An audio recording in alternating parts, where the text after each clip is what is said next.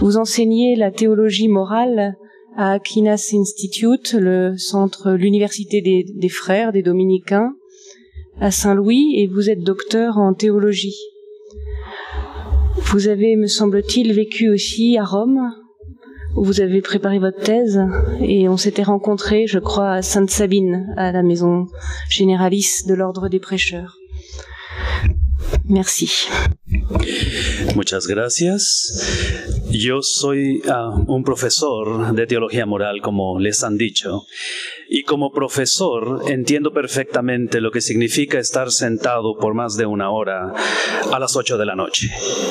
De manera que les propongo que se pongan de pie por 1 o 2 minutos antes de comenzar, para que la sangre fluya y para que se me despierten, porque de otra manera no tiene sentido hablar.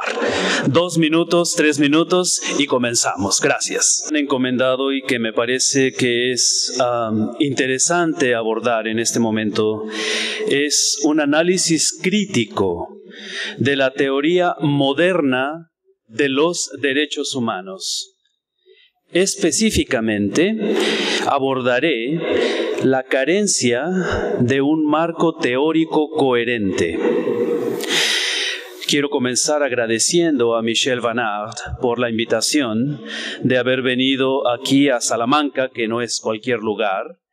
Estar aquí hablando en el lugar en donde Pedro de Córdoba, Antón de Montesinos, Francisco de Vitoria, Domingo de Soto, Melchor Cano y Bartolomé de las Casas, nada menos, trabajaron duramente por defender los derechos de los indígenas de América, es verdaderamente un privilegio para mí, que soy mexicano.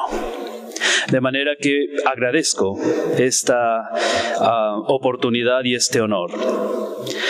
Durante los próximos, vamos a decir 45 minutos, vamos a explorar juntos un poco cómo se ha desarrollado la teoría de los derechos humanos en la modernidad. Es decir, durante los siguientes 45 minutos voy a abordar, solamente esto porque no tengo tiempo de más, la falta de un marco teórico, concretamente de la Declaración Universal de los Derechos Humanos, y cómo esa laguna ha impactado negativamente la teoría y la práctica de los derechos humanos a nivel práctico, semántico y normativo. De manera que esa es la tarea que me he encomendado. Para mi traductor, voy en la página número 2. Comenzamos con la página número 2. La Declaración Universal de los Derechos Humanos es, desde mi punto de vista, un punto de llegada y un punto de partida respecto a nuestra comprensión contemporánea de los derechos humanos. Como punto de llegada, la Declaración Universal de los Derechos Humanos es el resultado de un intento de recopilar la sabiduría de los siglos, con el fin de encontrar la mejor manera de garantizar y la promoción de los derechos de todos y de todas, sobre todo después de las atrocidades cometidas durante las 2 guerras mundiales. La Declaración Universal de los Derechos Humanos no fue, sin embargo, el primer intento por consagrar los principios que garanticen la protección de los derechos de los individuos. Por el contrario, la modernidad temprana, como hemos estado analizando durante esta conferencia, ya vio un intento de proteger los derechos de los indígenas esclavizados en América en la obra seminal de la Escuela de Salamanca, llevada a cabo durante el siglo XVI. Intentos posteriores por proteger los derechos humanos se pueden encontrar en varios documentos modernos. No voy a mencionarles la lista, ustedes tienen la lista en el documento que vamos a publicar. Me salto todo ese párrafo. La novedad del intento consagrado en la Declaración Universal de los Derechos Humanos radica en un cambio de paradigma respecto a dos cosas: el alcance de la protección y los medios para lograrla. Es decir, esfuerzos pasados por proteger y promover los derechos humanos eran realizados exclusivamente por estados-nación individuales y buscaban proteger algunos derechos de algunos de sus propios ciudadanos, siguiendo las claras y precisas delimitaciones contenidos en la idea de la soberanía nacional. A este respecto, la profesora Lynn Hunt, catedrática de Historia Moderna Europea en la Universidad de California, Los Ángeles, nos dice: más preocupante aún, cito, aquellos que más confiadamente declaraban en el tardío siglo XVIII que los derechos eran universales, resultaban tener algo mucho menos inclusivo en mente. Ellos excluían a los que no tenían propiedades, a los esclavos, a los negros libres, en algunos casos a las minorías religiosas y siempre y en todas partes a las mujeres. En años recientes, esta limitación de todos los hombres ha atraído muchos comentarios y algunos eruditos incluso han cuestionado si las declaraciones, estamos hablando de la Declaración Francesa, de la Declaración de Estados Unidos, etc., si esas declaraciones tenían un real significado emancipador. Los fundadores, redactores y declarantes han sido juzgados como elitistas, racistas y misóginos, dada su incapacidad de considerar a todos y a todas como verdaderamente iguales en cuestiones de derechos. El cambio de paradigma propuesto por la Declaración Universal de los Derechos Humanos consistió entonces en el reconocimiento universal, la promoción y protección de los derechos y las libertades fundamentales de todos y de todas, y en el carácter jurisdiccional internacional de la empresa, lo cual abrió la puerta para que actores internacionales intervinieran aun en casos en que una nación no pudiera proteger los derechos de sus propios constituyentes.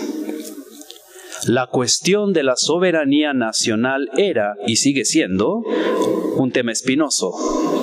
Sin embargo, los redactores de la Declaración Universal de los Derechos Humanos fueron muy claros respecto a la necesidad de una intervención internacional cuando un Estado-nación no proteja a sus propios constituyentes de violaciones de derechos humanos, infligidos ya sea por la propia nación o por actores extranjeros.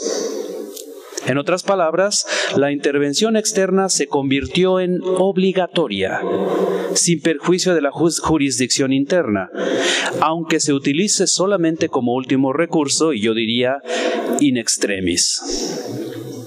En resumen, la Declaración Universal de los Derechos Humanos es un documento diseñado para beneficiarse de, y sin embargo trascender, muchos ámbitos sociales, económicos, políticos, culturales, religiosos y jurídicos, con el fin de establecer estándares normativos universales para la promoción y protección de los derechos humanos en, y en caso necesario en contra, de los Estados-nación. Esto es como punto de llegada. Como punto de partida, la declaración se convirtió rápidamente en el más importante punto de referencia, único y común, para las discusiones internacionales sobre el comportamiento humano decente. pido disculpas a mi traductor, me alejo un poco del texto. En mi experiencia trabajando en Ginebra, en las Naciones Unidas, es interesantísimo el poder ver cómo existe una colaboración y una comunicación que se hace posible entre, por ejemplo, el mundo musulmán y el mundo cristiano, o entre un budista y un judío, basado en el lenguaje de los derechos humanos. Por esta razón, continúo con el texto, el lenguaje de los derechos se convirtió en la lengua principal para la realización de los debates sobre justicia. Hasta el día de hoy, los derechos humanos son considerados como la nueva lingua franca, el sustrato ético de las relaciones internacionales. No puedo resaltar suficientemente los muchos logros respecto a la promoción y protección de los derechos humanos que han resultado de la adopción de la Declaración Universal de los Derechos Humanos y de los documentos posteriores que constituyen la actual Carta de los Derechos Humanos. Sin embargo, la nueva plataforma ofrecida a la práctica internacional de los derechos humanos también dio lugar a muchos problemas que han quedado sin resolver hasta el día de hoy. La decisión polémica de dejar a la Declaración Universal de los Derechos Humanos sin fundamento, debido a una mentalidad pragmática, utilitarista y estrictamente jurídica, significó que la práctica no tendría ningún marco teórico desde donde justificar sus afirmaciones. Dicha decisión impuso la responsabilidad de encontrar justificaciones para la protección o no de determinados derechos y de distinguir un reclamo de un derecho a aquellos que son responsables de proteger y de promover los derechos humanos.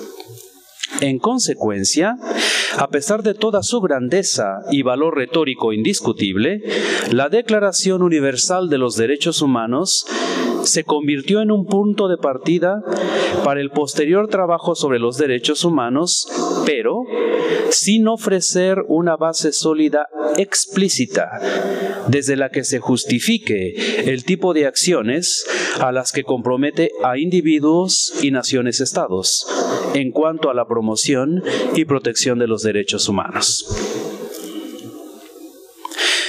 Consecuencias de la carencia de un marco teórico. Con el fin de ser justos con los redactores de la declaración, es importante tener en cuenta que a ellos se les encomendó la creación de un documento jurídico político para asegurar la promoción y protección de los derechos humanos universales. En otras palabras, ellos no estuvieron encargados de escribir un ensayo político o filosófico o de teología moral acerca de los derechos humanos. Este hecho, junto con el ethos del realpolitik prevalente durante la época posterior a la Segunda Guerra Mundial, nos ayudan a entender la decisión de emplear una metodología que es exclusivamente pragmática y utilitaria, impulsada por una mentalidad jurídica positivista.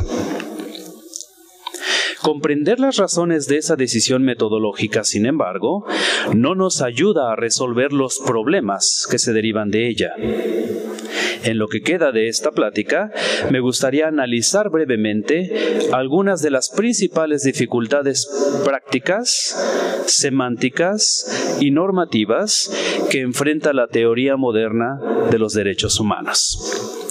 Me alejo una vez más de mi texto. En resumen, la Declaración Universal de los Derechos Humanos representa, para muchos, el momento en el que podemos hablar de derechos humanos entendidos de manera contemporánea. Aquellos que han leído la historia de la redacción de la Declaración saben que aquello fue un circo político. saben que la decisión de no utilizar un fundamento teórico concreto se debió a las peleas entre los bloques que se surgieron después en lo que hemos conocido como la Guerra Fría. Es fascinante la historia de la redacción de la declaración, y para aquellos que están interesados, hay un libro maravilloso que habla sobre Eleanor Roosevelt, que fue la directora de este grupo que creó la declaración, y cómo ella tuvo que manejar los debates y los problemas políticos por más de 2 años para poder crear un documento que protegiera lo que todo mundo decía que quería proteger. No me meto en Honduras, dirían en mi tierra, porque podríamos hablar claramente del papel de Estados Unidos, Inglaterra y Francia en contra de hacer una declaración de los derechos universales. Eso lo dejamos para otra conferencia. Hablemos de las dificultades de no tener un marco teórico concreto y específico. Continúo con el texto, página 5. Dificultades prácticas. Entre las muchas dificultades prácticas derivadas de la falta de un marco teórico, 4 merecen una atención especial. A saber, primera, la proliferación de los llamados derechos. Segunda, las reclamaciones conflictivas. Tercera, problemas de protección e implementación. Y cuarta, la incapacidad de garantizar el goce de ciertos derechos socioeconómicos. Vamos a ver esto, espero, de manera pronta. En primer lugar, por decirlo, me alejo del texto, en una palabra. Después de que se crea la declaración, los años 80 marcan una explosión de derechos humanos. Es impresionante ver la lista de lo que se convierte en derechos. Aún el día de hoy puedo mencionarles el ejemplo que me parece magnífico, por cierto, porque me parece gracioso, de un país europeo, que no mencionaré, que ha decidido que las personas de bajos recursos económicos tienen el derecho, como un derecho humano, a que los que pagan impuestos les paguen unas vacaciones. Magnífico. Podemos hablar de los derechos de mi gato a tener atención de salud médica en Estados Unidos. Me parece magnífico. Mi traductor me ve así como con cara de que está hablando este. Sí, hombre, que un gato puede tener derechos a recibir salud médica. Cualquier cosa que resulta de repente que es un reclamo, lo hemos convertido en un derecho, y me atrevo incluso a añadir, derecho humano. ¿Cómo justificar que un gato tenga un derecho humano? No me pregunten. Pregúntenle a los abogados que se han encargado de hacer esto de manera maravillosa. Obviamente hay una proliferación explosiva que se convierte en problemática porque no tenemos los recursos para responder a todas estas reclamaciones. Si todo es un derecho, diría una frase común, nada es un derecho. Y es a donde hemos llegado, desafortunadamente. Estoy en el final de la página número 5, último párrafo. Algunos autores piensan que esta proliferación inmanejable continúa hasta nuestros días, como lo he mostrado ya, y que esto abarata la tradición de los derechos humanos, erosiona el consenso sobre ellos, diluye su poder moral y debilita la voluntad de los ejecutores. Esta proliferación se ve agravada por la incapacidad de determinar qué demandas son derechos humanos, propiamente hablando, y cuáles son más bien derechos morales, quejas o simples aspiraciones humanas. En directa contradicción con la idea de una reproducción casi viral de los derechos, Clifford Bob profesor de Ciencias Políticas de la Universidad de Duquesne, en Estados Unidos, cree que esa preocupación es exagerada. Según él, me interesa su punto, el proceso por el que una queja se convierte en un derecho humano, es decir, el proceso de pasar de algo que es algo que yo quiero, que me reconozcan, a que se convierta en un derecho humano, es muy complicado. Es tan complicado que en sí mismo ayuda a evitar cualquier proliferación desordenada de los derechos humanos.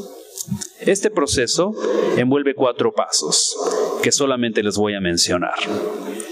El primero, la elaboración. Segundo, el reconocimiento. Tercero, la aceptación. Y el cuarto, la aplicación. En la perspectiva de Bob, este profesor, el paso de demanda a nuevo derecho es un proceso político, primero que nada, complejo, contingente y polémico, que implica no solo hacer frente a los estados-nación, sino también a un puñado de poderosos guardianes. ¿Quiénes son estos guardianes? Todos los conocemos. Human Rights Watch, Amnistía Internacional y la Oficina del Alto Comisionado para los Derechos Humanos en la ONU. Me alejo del texto. En pocas palabras, si ustedes quieren que su reclamo se convierta en derecho, tienen que presentárselo a alguno de estos guardianes que acabo de mencionar. Ellos asumen su maravilloso documento de 50 páginas y lo tiran a la basura. Deciden que lo que usted pide no es un derecho humano. Muchas gracias por su participación. Ahora bien, ¿cuál es la lista de los llamados, regreso a mi texto, nuevos derechos? En sí misma, esta lista prueba lo difícil, si no es que imposible, que es para un nuevo derecho el ser admitido y apoyado. Escuchen la lista y les pido que en su mente vayan pensando si ustedes incluso han escuchado esto como un derecho humano.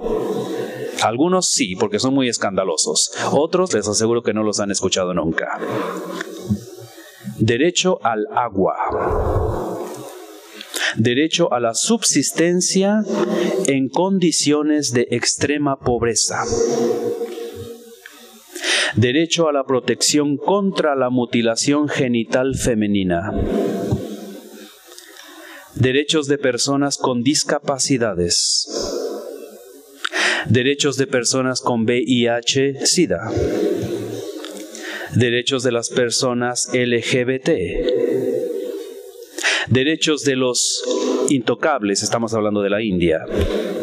Y derechos de los niños nacidos de la violación usada como arma en tiempos de guerra.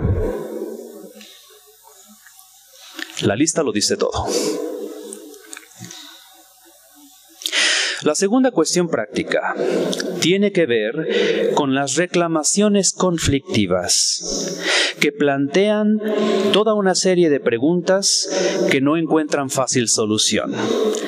Por ejemplo, ¿cómo decidimos entre las reclamaciones en conflicto? ¿Cómo establecemos prioridades entre las reclamaciones válidas, pero que compiten una con la otra? Me detengo en mi texto. Un ejemplo creo que es mejor aquí. El ejemplo típico y claro de esto es, hablo del contexto que yo conozco, que es Estados Unidos. Una mujer en Estados Unidos puede utilizar el lenguaje de los derechos humanos para exigir que se respete su derecho a determinar qué hacer con su propio cuerpo en caso de un embarazo. De manera que una mujer tiene el derecho de procurar un aborto. Primer campo. El segundo campo, utilizando la misma retórica de los derechos humanos, afirma: un no nato, un niño que no ha nacido, tiene el derecho a la vida, el derecho a la protección de su existencia y el derecho al desarrollo. ¿Cómo le hacemos para solucionar este conflicto? Ella tiene derechos, ¿cierto? Esperamos que todos aquí aceptemos que el niño tiene derechos, ¿cierto? Se los dejo de tarea. Me salto al siguiente párrafo. La tercera cuestión práctica se ocupa de analizar problemas relacionados con la protección e implementación real de los derechos humanos. La génesis de estos problemas se remonta a la creación de la misma ONU de las Naciones Unidas y a la redacción de la Declaración de los Derechos Humanos, ya desde ahí. El quid de la cuestión es la lucha de las naciones poderosas por proteger su soberanía nacional. Regresamos a esto. Incluso y sobre todo, cuando no son capaces o no están dispuestas a garantizar la protección universal de los derechos humanos.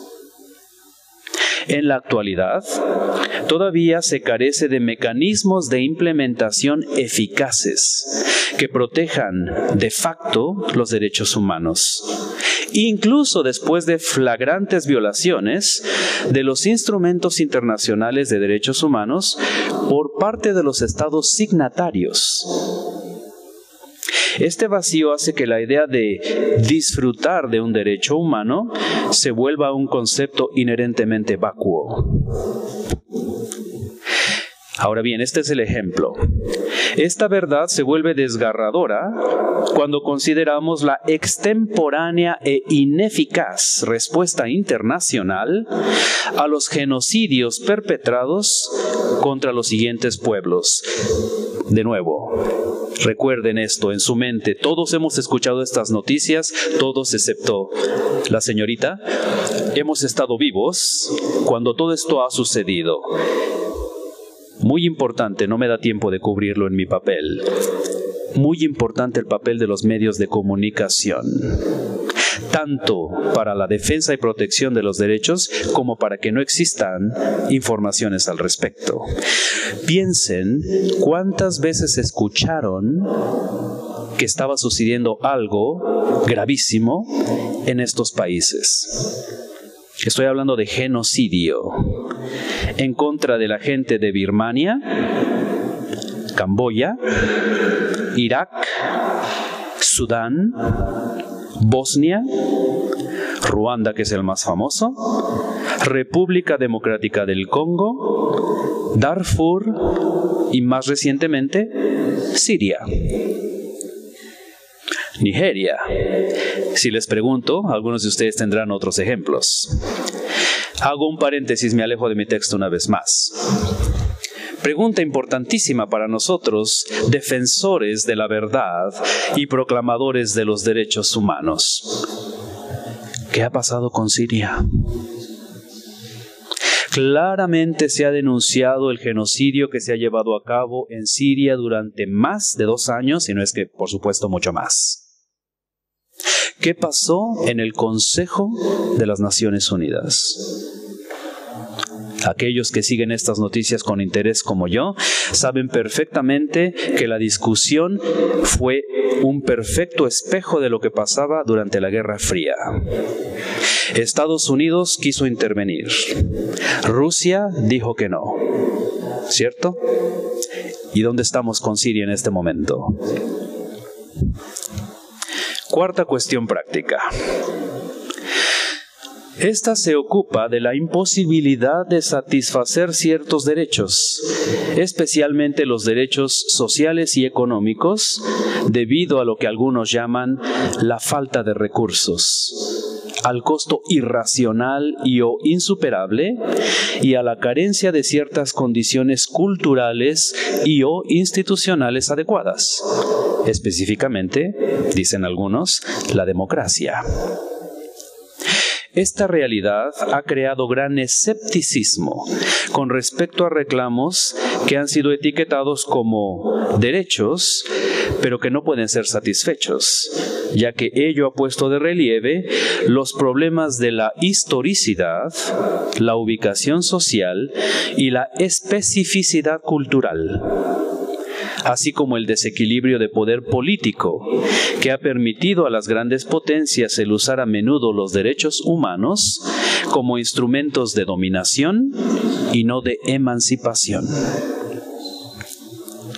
Hasta aquí las 4 áreas en cuanto a la aplicación práctica de la teoría de los derechos humanos. Entramos a las dificultades semánticas. Para mi traductor, voy a unir la primera y la segunda porque están muy relacionadas. En concreto, la primera y segunda dificultades tienen que ver con que los términos que se utilizan para hablar de derechos humanos son términos que operan en un vacío sociolingüístico. Es decir, son términos que significan una cosa para mí, que soy mexicano y que vivo en Estados Unidos, pero que significan una cosa totalmente distinta en Dubái, de donde acabo de venir, por cierto, para una mujer musulmana. Es tan simple como eso.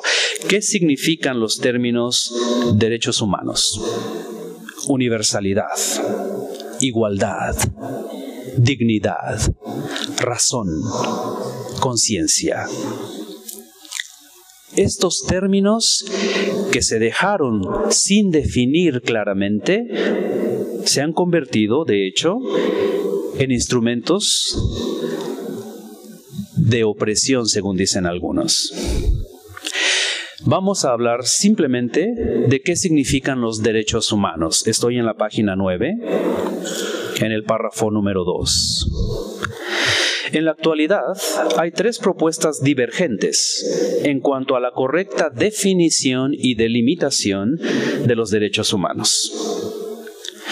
De acuerdo a los teóricos de los derechos naturales, a los justnaturalistas, los derechos humanos son derechos que pertenecen a las personas, y atención aquí, en virtud de su humanidad, por el simple hecho de ser hombres y mujeres. Según los teóricos del contrato social que nos han presentado maravillosamente esta mañana, Hobbes, Locke, Spinoza y otros, los derechos humanos son objeto de un acuerdo en un ambiente moral y político específico. Y de acuerdo con los juristas pragmáticos positivistas, entiéndase entre comillas y paréntesis, de acuerdo a los abogados, los derechos humanos son una empresa política colectiva, es decir, una práctica legal con fines distintivos y modos de acción que prescinden de analizar la forma o el contenido en su búsqueda de solución de cualquier conflicto. Me alejo del texto. Ya aquí vemos cómo simplemente hablar de derechos humanos es un problema. Tenemos que saber con quién estamos hablando y tenemos que saber qué es lo que la persona quiere decir cuando dice estamos defendiendo los derechos humanos. Me salto a la tercera cuestión semántica, que me parece muy importante porque nuestro hermano de Vietnam ha hecho alusión a esta pregunta 2 veces durante este coloquio. Me parece importante, antes de que me la pregunte, se la respondo. Una cuestión semántica final tiene que ver con el significado preciso del término universal y su aplicación al término derechos humanos. En breve, porque no tenemos tiempo. El término universal significa que los derechos humanos son derechos para todos, en todo momento y bajo cualquier circunstancia. Si ustedes han respondido que sí, esta afirmación parece ignorar la realidad sociohistórica y pasar por alto el entorno concreto en el que se acuñó el término derechos humanos. No me meto en Honduras. Esto es muy discutido. ¿Cuándo se puede comenzar a hablar de derechos humanos? Todo depende. Podríamos pensar desde los juristas romanos, podríamos hablar de Victoria y la escuela de Salamanca que hemos abordado ahora, o podríamos ser muy rigurosos y decir este es un constructo moderno que comienza a ser estipulado como lo conocemos ahora, precisamente después de los filósofos modernistas que, como nos han dicho esta mañana, han utilizado los conceptos de individualidad y el concepto de libertad para crear un nuevo entendimiento de los derechos humanos. Regreso a la siguiente parte. El término universal significa que los derechos humanos son para todos los pueblos y para todas las culturas. De nuevo, si la respuesta es afirmativa, su alcance parece excesivo, como lo demuestran los diversos cuestionamientos salidos de diversos ambientes culturales y religiosos específicos. En breve, los desafíos a la idea de la universalidad de los derechos humanos proviene de muchos frentes. Desde el filosófico, por ejemplo, el marxista y la crítica de izquierda, a los regionales y religiosos. Entre estos últimos, es decir, los religiosos, las críticas hechas por los gobiernos de Asia y de los países musulmanes son especialmente relevantes y dignos de mención. De nuevo, un área amplísima, muy interesante, que no podemos ahondar. Dificultades normativas.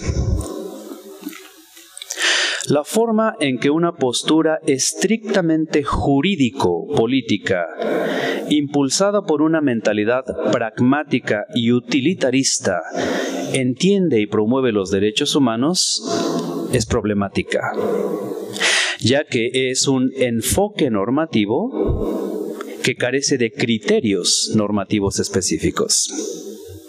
En otras palabras, esta forma de pensar nos dice qué hacer, basado únicamente en la ley, es decir, en el derecho internacional y humanitario, pero deja de lado las razones para hacerlo. De acuerdo con una comprensión estrictamente jurídica, los derechos humanos son una práctica jurídica pública, global, normativa y emergente, que busca proteger a las personas de determinadas acciones u omisiones de sus gobiernos.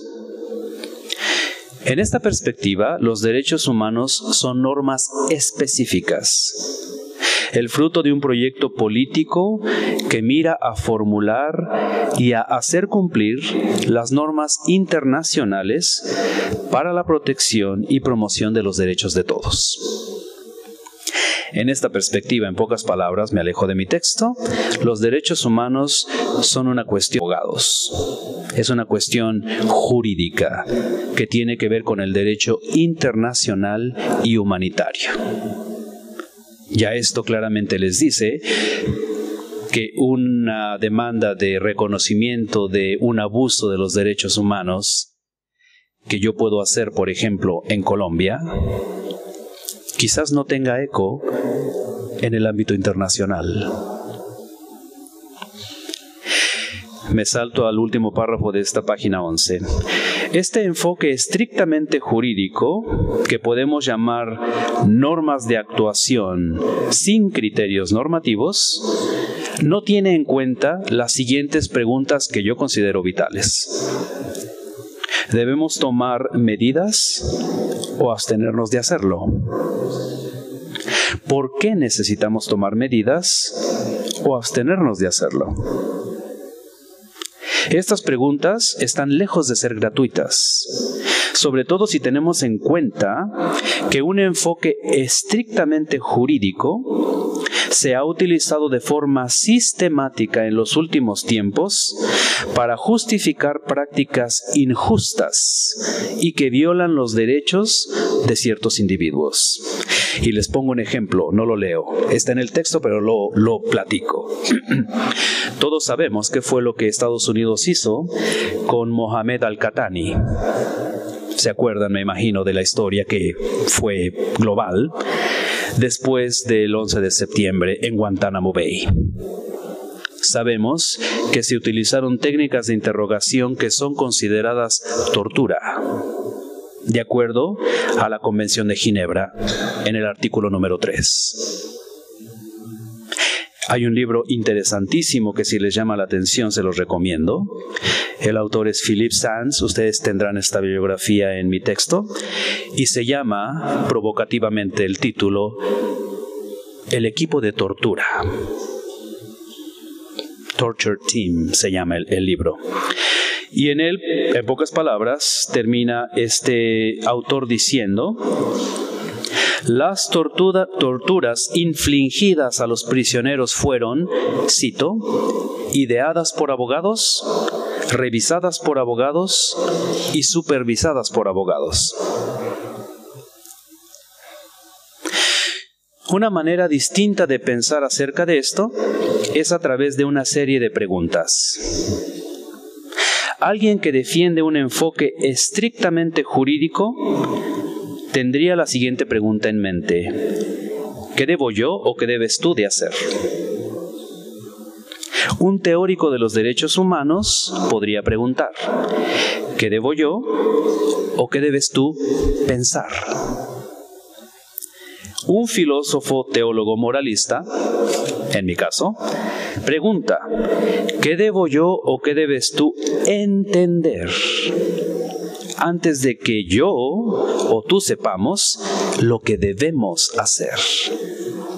Esto, por cierto, hace eco a la última presentación sobre de las casas y la diferencia de metodología franciscana y dominica, con todo respeto a mis hermanos franciscanos, por supuesto. Me salto al último párrafo, página 12. Esta tercera vía es conocida como un entendimiento ético-jurídico de los derechos humanos y reconoce que los derechos humanos son demandas éticas sobre las cosas que no deben hacerse a ningún ser humano o que deben hacerse por cada ser humano. Este enfoque ofrece criterios que apoyan la validez de una reclamación específica y la califican como un reclamo de derechos humanos válido. Además, en contra de un enfoque estrictamente jurídico, pragmático y utilitarista, un enfoque ético-jurídico afirma la existencia de principios universales que orientan las decisiones éticas. El término universal en este contexto no se entiende como sinónimo de homogéneo, especialmente en relación a la aplicación de los derechos humanos. De hecho, las formas heterogéneas de aplicación muestran que un entendimiento común de los principios éticos fundamentales es enriquecido por la acumulación de una variedad de experiencias en la vivencia de esos principios. Estoy a punto de terminar. Me salto al último párrafo. Por otra parte, un enfoque ético-jurídico busca asegurar que la creación de los derechos humanos no sea dependiente totalmente de las diferentes perspectivas culturales, políticas, sociales e incluso religiosas, ya que esto puede dar lugar a violaciones abiertas o encubiertas de los derechos humanos cometidas bajo la excusa de la especificidad cultural. El mejor ejemplo aquí, y me alejo del texto por última vez, es la situación de las mujeres en el Islam. Esto lo tienen en una nota de pie de página en mi texto. Bajo el pretexto de especificidad cultural y religiosa, el texto que habla de los derechos humanos, la Declaración Islámica Universal de los Derechos Humanos, y la Declaración del Cairo de los Derechos Humanos en el Islam difieren con la Declaración Universal acerca de los siguientes temas. La libertad de pensamiento y de expresión no existe. La protección de la vida, las leyes penales, el matrimonio y la posibilidad de una mujer de ocupar cargos públicos. Ambos documentos guardan silencio acerca del derecho a la nacionalidad, la vida cultural y el orden internacional.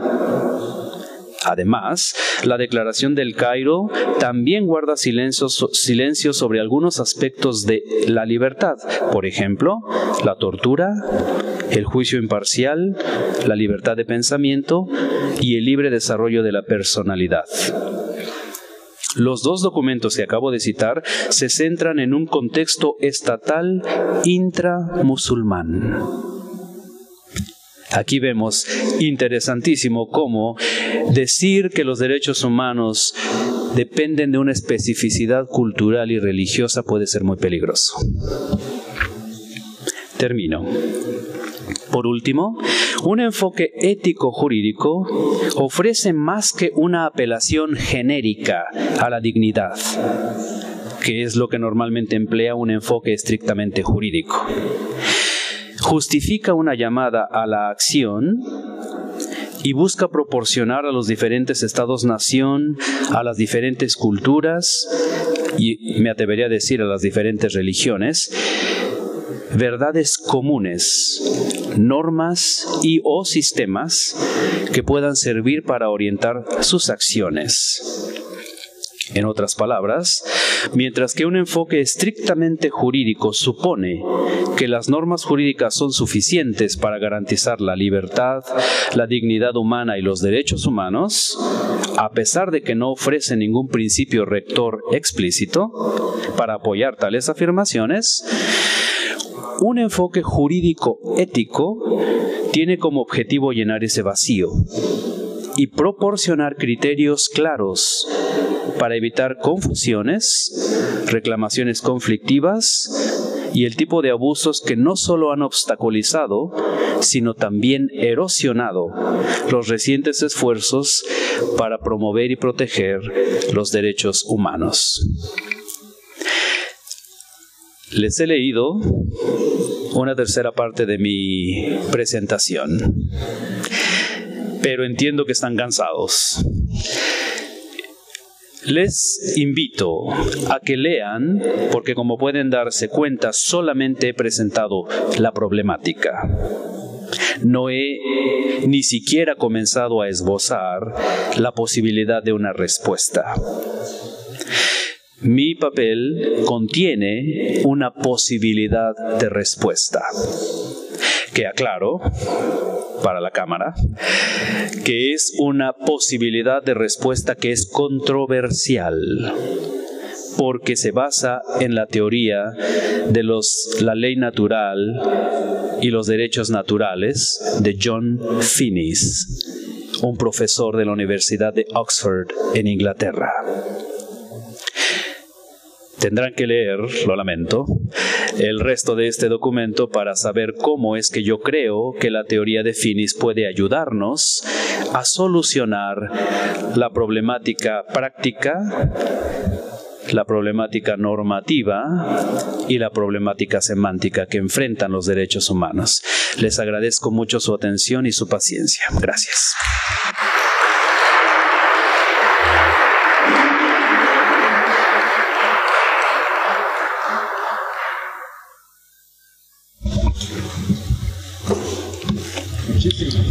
Muchísimas gracias por el movimiento al comienzo, por la claridad, por el humor y el contenido. Ahora podemos también dar eco a tu ponencia. ¿Quiere Tam fuertemente? Te escuchamos. It was not boring as we thought. Thank you. Thank you for your very comprehensive presentation. And as we said, to know the question You already resolved it. You have presented all the challenges, the changings in the world, social aspect, political, you can just add maybe economical aspect. But you already mentioned the religious, cultural diversity, particularities. You mentioned about the differences, the nuance between the terminologies. In fact, I share what you have mentioned, and thank you for taking into account all these considerations. And still, if you could explain a little bit more about how to reconcile, how to make together the universality of human rights and the particularity of the different contexts or ideologies. Thank you. En breve, me ha dicho que un elemento que falta a mi presentación, que estoy totalmente de acuerdo, es el elemento económico.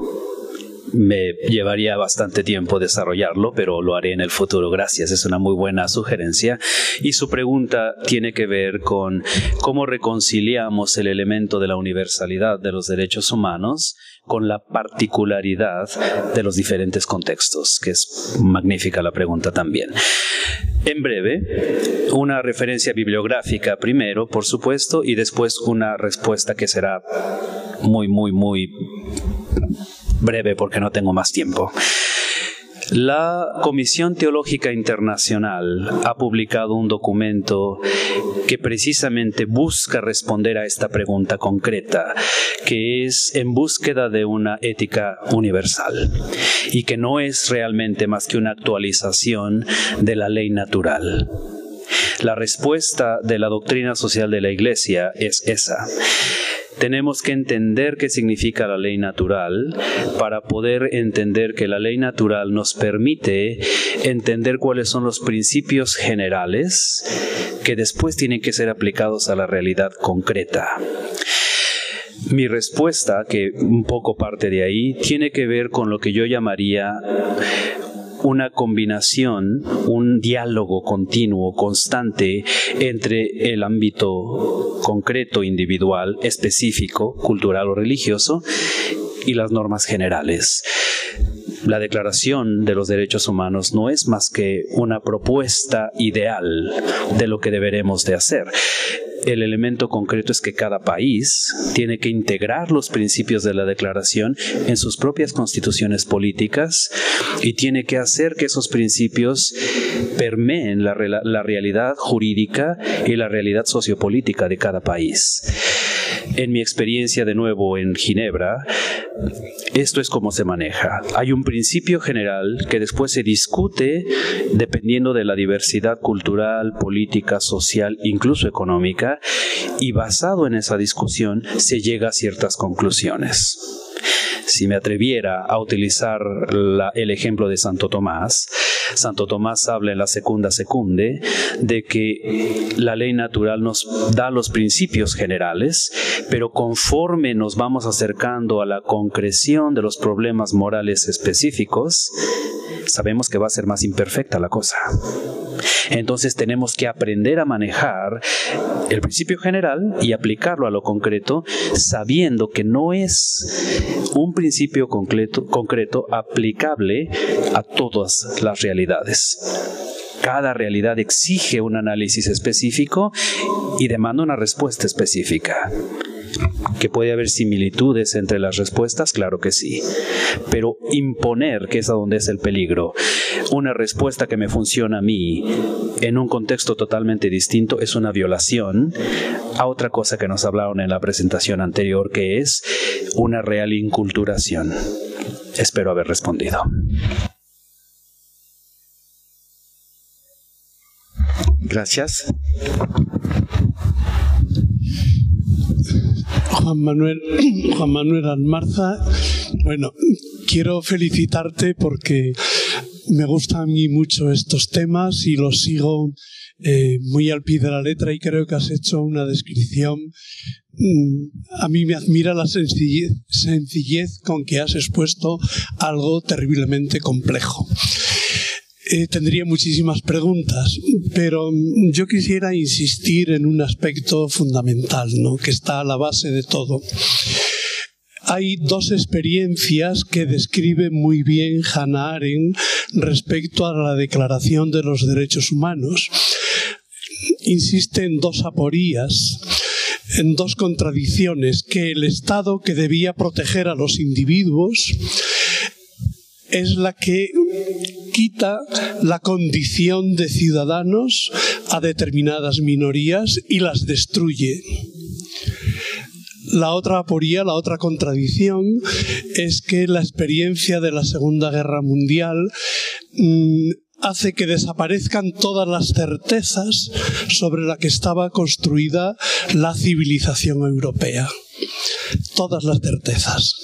Entonces, por eso se propone un nuevo principio que tiene toda una serie de discusiones entre las que participó y defendió un poco nuestro pensamiento, podríamos decir Maritain, que casi podemos insistir que es una de las almas de la Declaración de Derechos Humanos.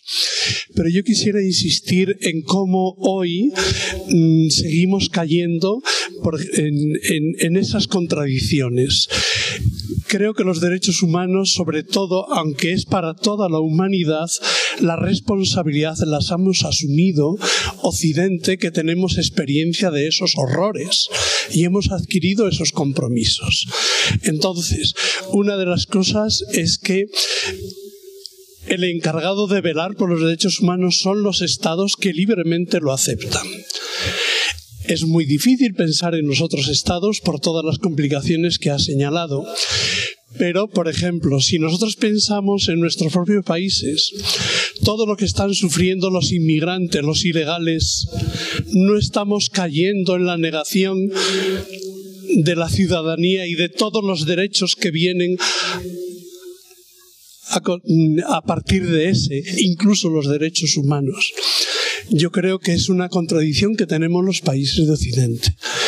Otra de las discusiones muy fuertes y que hoy está en el panorama es que se protegen todos los derechos que tienen un cierto carácter político, pero no los que tienen carácter económico.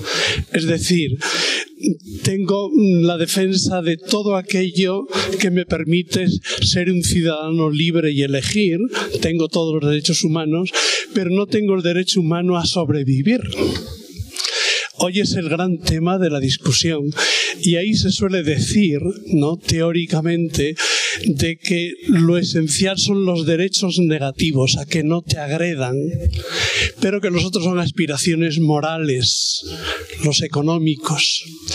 Pero es que hoy día, y creo que lo conocerás, Thomas Pogge es el que está defendiendo, ¿no?, la teoría de la agresión del mundo occidental.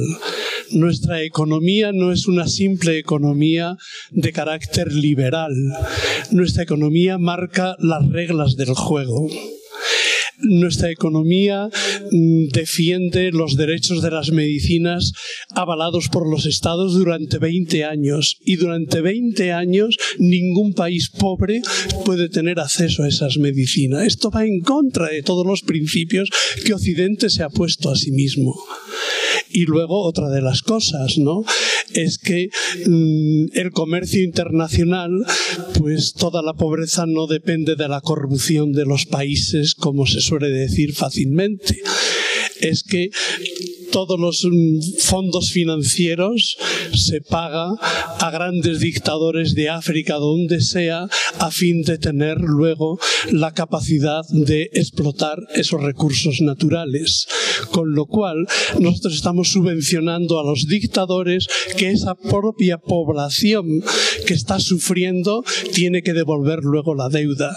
Es decir, hoy día ya no se nos puede ocultar que el juego que estamos teniendo los países de Occidente con todo lo de los derechos humanos es un juego sucio, muy sucio. Muchas gracias. Solo me gustaría subrayar, estoy de acuerdo además que es obviamente un tema amplísimo y complejo. otro elemento para despertarles el interés, que es muy interesante en este momento y que no está siendo explorado desde mi punto de vista de manera suficiente, es el elemento de cómo controlar lo que podríamos llamar abusos a los derechos humanos, como el que mencionabas tú de la falta de acceso a medicinas, por ejemplo, para las personas infectadas con el VIH, porque eso no tiene que ver ya con una nación-estado, como yo les llamo, con un estado-nación. Tiene que ver con empresas transnacionales. Y este es, para mí, un punto en el que hay mucho que explorar y mucho de qué hablar.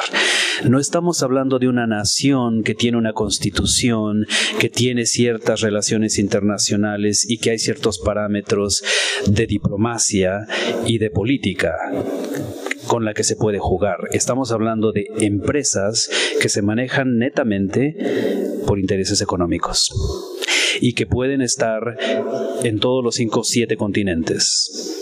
Y que pueden literalmente marcar en un país en vías de desarrollo la política interna de ese país.